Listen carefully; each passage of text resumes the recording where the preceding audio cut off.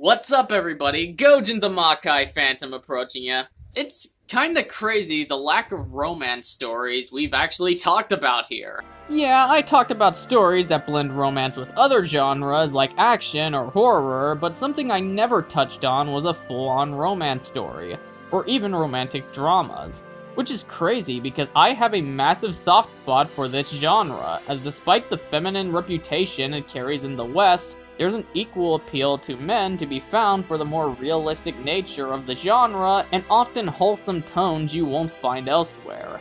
In fact, there's actually romance stories aimed primarily at males, while shows like Kamen Rider have a bigger fanbase towards women than even Marvel does in the West. Hana and Alice is a simple yet niche history that isn't nearly as famous as the movie itself. It started off as 3 shorts to promote the brand of Kit Kats. These would feature actresses Iwai and Anne Suzuki.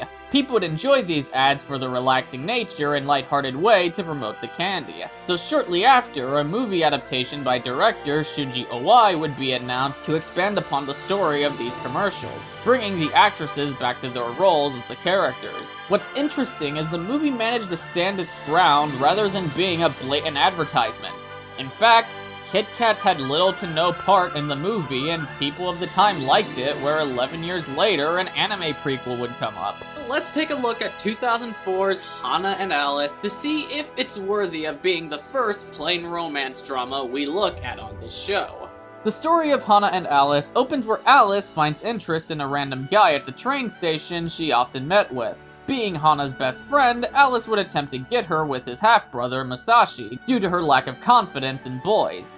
But instead of saying anything, she would watch him till he hit his head, where the 2 girls would take advantage of their lack of interaction to make him think he's got amnesia, and Musashi was actually in love with Hana. But plans through their journey begin to get bumpy as Alice and Musashi start to develop feelings towards the other through their little game to deceive him, testing their years of friendship as a result. As a story, Hana and Alice is pretty simple and straightforward, but it's a romance drama, so you're not gonna find complexity 99% of the time in this genre, but that is a part of the appeal. I don't know, all aspects around their dynamic just feel so real that actually adds to the wholesomeness of their friendship. Even the points of drama is simple, like one accidentally saying something hurtful to make up for it later, not in a overly dramatic style most movies do.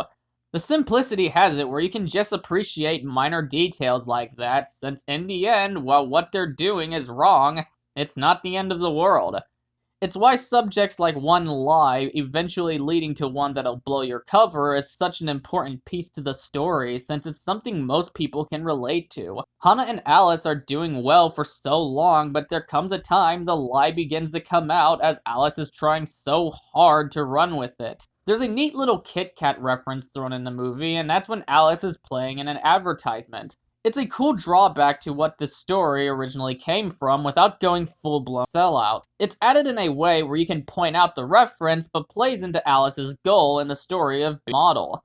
It even got a chuckle out of me about how Alice doesn't even like chocolate. 食べ方知らないじゃん。ちょっとね。どうしてもまずそうなんですよ。チョコレート嫌いなのかな。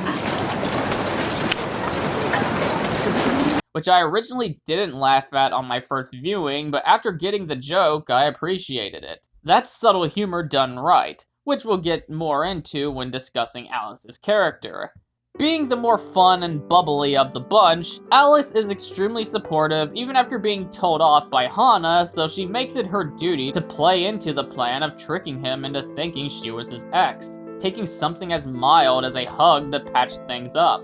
You can tell Alice is doing her best to make her friend happy, as even when she starts to fall for Musashi, she attempts to play with his mind a bit more since she notices their little game is beginning to backfire.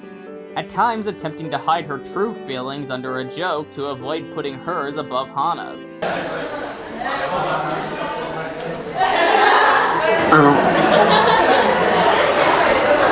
アリス川徹子さん。何なの？もう関係ないんでしょ、私たち。帰って。One might notice Iwai's delivery of the line was awkward when she started playing into Hana's idea, but she needed to take the time and think what was going on, so putting that through on the spot would naturally come off as forced. Alice might seem carefree, as she generally is, but that doesn't mean she don't have feelings or anything in her life that's currently bugging her. With how kind and energetic Alice usually is, it makes seeing her cry come off more as a shock, since it's a moment she gets to pour her heart out after brushing it off for such a long time.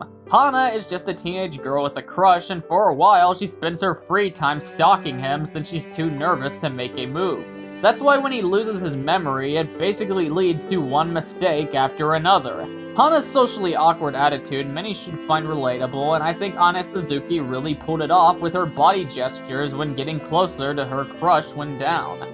なんかお薬買ってきましょうか。大丈夫。少し横になってるの。横になっててください。もういつまででも。The movie's title isn't in any way misleading, as it focuses on the lives of both characters and how their situations are intertwined. Hana is dealing with issues with the guy she likes, suffering trying to find a way to get with him but doing it in all the wrong ways, while Alice is struggling to come to terms with the fact her parents are no longer married. Wait, how the fuck did Sei Hidezumi cuff that? And she's trying to become a model, as previously stated.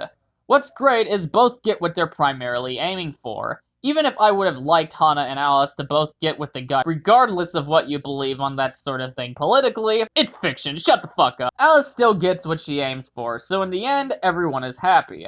One could even take a message out of Alice's development, as no matter who we are, there's something about us to be proud of. Hana got the man she'd been wanting throughout the story, even after the multiple bumps in the road she took to get him. Alice got the part she's been wanting and came to terms with the family trouble she's dealt with. Both characters take trial and error to reach their destinations, Hana having to spend as much time with Musashi as possible and eventually making up for her lies in order for Musashi to receive mutual feelings for her.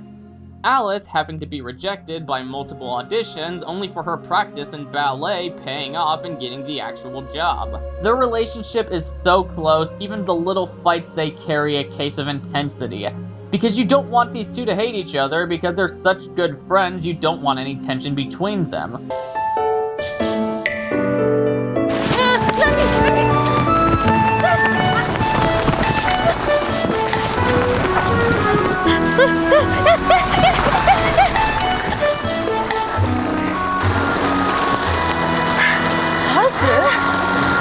What makes Musashi work is even after facing manipulation and us thinking he's got amnesia the time he spent with Hana and Alice, managed to form genuine feelings. While not a usual way to discover a relationship, he holds no grudge about it and understands their motives, approaching it in a mature and sweet way. He is sort of plain though, as outside of the contribution he does for our leading girls, he's really just the guy and not much else can be really said. Mark.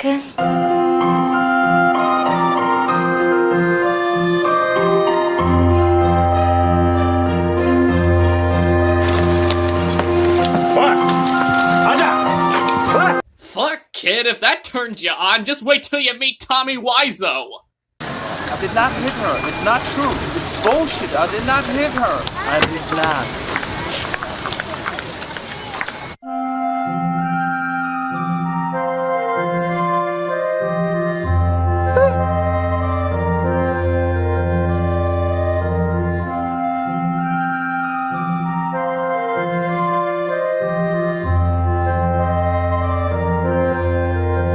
Oh, hi, Mark.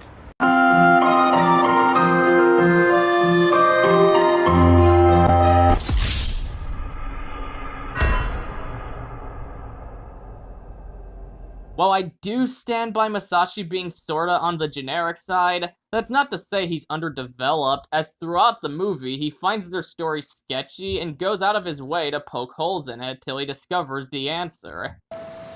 毎日君のことばっかり考えてる。君のこと考えるとなんかこの辺がドキドキしてきて。Oh, don't worry, that's just a nice way of saying when we talk my PP feel funny. I do think the side characters could have had a bit more time to the screen since they're only on for so long with very little to know about them. However, they do help key elements to the plot, like helping Hana and Alice make up after their shared feelings towards one guy nearly tears them apart.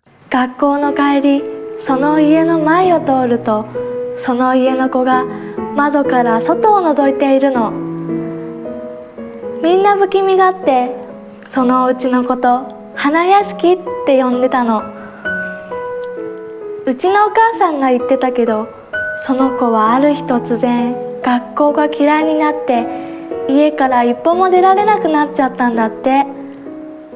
And it's quite heartwarming. Only wish there was a bit more chemistry there to make the scenes a tad more powerful. I also wish the plot point of Alice's mother been fleshed out a bit more. We have a heartwarming conclusion between them, and the father takes part in Alice's progression with the use of Chinese language. But it really makes them nothing more than a plot device to take part in the development of Alice. We know so little about Alice's parents, I literally had to look up Hiroshi Abe. So basically, she left one Godzilla actor for the more fuckable Godzilla actor.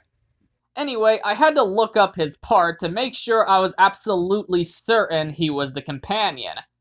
That's literally what he's labeled on IMDb. Visually, Hana and Alice takes a somewhat artistic visual direction, but it's handled in a way it blends with the slice of life style. Do not watch this movie in anything less than HD, because then you're missing half the appeal, being how beautiful it looks. Watch in the best quality you possibly could, where the colors pop out as much as they should.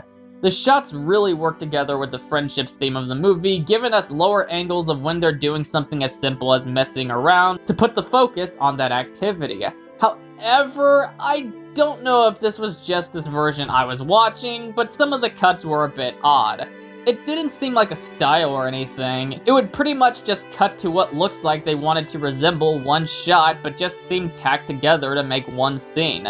It's not a huge deal, and one can easily ignore it. I didn't even notice it on my first viewing, for a matter of fact, but it does it multiple times, and I can see why it can be slightly distracting.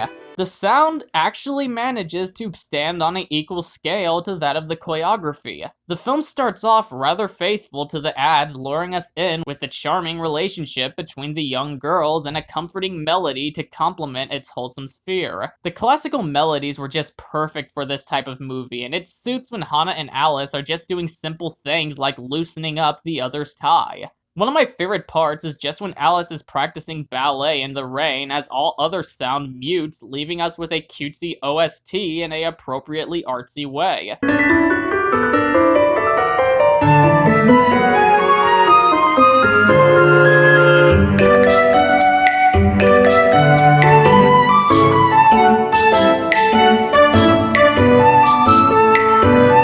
Then there's the main track of the movie that carries a still relaxing, but slightly more adventurous tone when they're doing something bigger. Even when there's no soundtrack to speak of, we are given the opportunity to take in all the natural background noise that's on the verge of being ASMR-like, that makes no sound worth commending. As usually, scores, as important as they are, distract from other forms of sound that can bring their own charm to the work. And in my opinion, Hana and Alice did it great while being put between the musical aspects.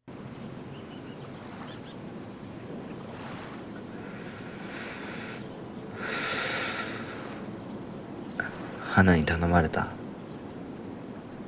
そこは黙秘します。でもさ、あれはハートのエース。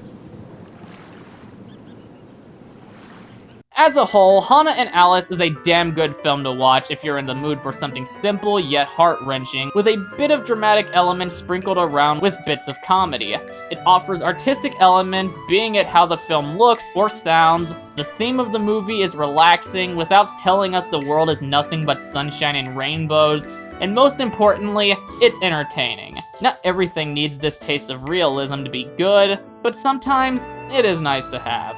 This is how you take characters from an ad and put them to the big screen.